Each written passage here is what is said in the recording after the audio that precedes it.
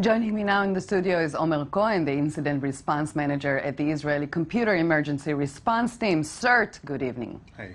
So with the right preparations, most of the damage can be avoided? Absolutely. We had on this attack and the one previous years, they give us enough notice, well, not us. Their whole point is to gather as many people as possible to do this attack.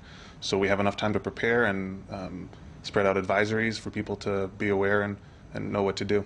And by saying prepare, what do you mean? How can you prepare to such an attack? So these kind of attacks, we never really know exactly what they're going to do. They spread out tools and they spread out targets that will be attacked. So high-value targets like banks and government websites are prepared ahead of time.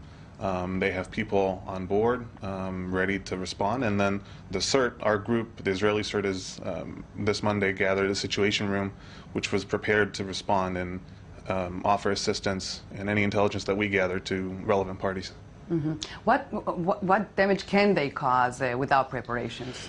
So mainly these kind of attacks result in denial of service, meaning websites go down. Critical infrastructure is never really exposed directly to the internet, so these kind of attacks that are just many different people attacking websites is not going to cause any sort of critical damage to infrastructure or critical environments.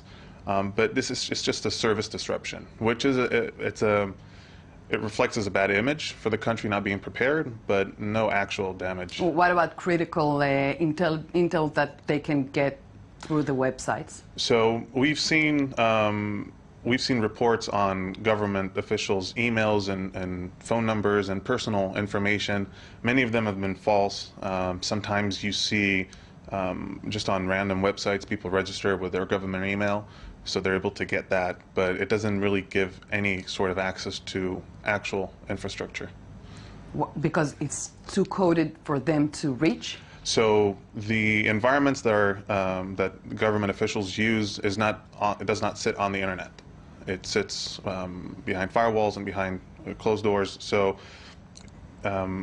these kind of people don't have access to get that information. What they usually get is just public information, or they hack low-priority websites like shopping websites and things like that and get information from there. Why do they announce the upcoming attack? Because this is a group of unorganized people.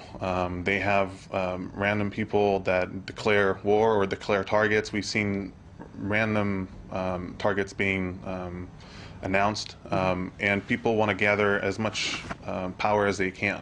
This is just the power of the mass in this kind of attack. So they need a couple months in advance to spread the word. Right. They start up Facebook groups, mailing lists. Obviously. Yeah. Omer Cohen, thank you so much for coming. Definitely.